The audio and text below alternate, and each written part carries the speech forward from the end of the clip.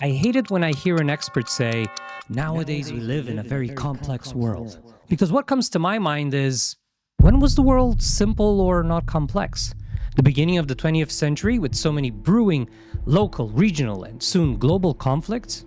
19th century with Napoleon, revolution uprisings, and the concept of nations?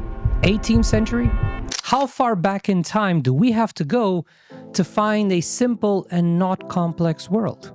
And even if you find a time like that, say the Bronze Age, you still have evolving forms of leadership, diverse societies and religions, vast ecosystems, and climate patterns that affected human life, slavery, disease, gender inequality, economical crises, so on and so forth.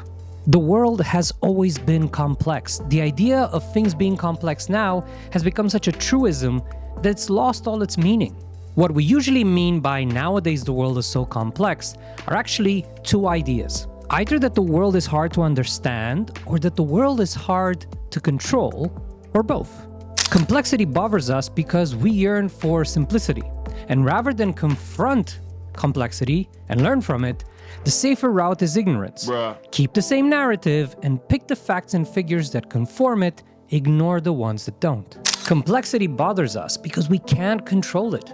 Because wouldn't the world be better if everyone else did what we think they should do?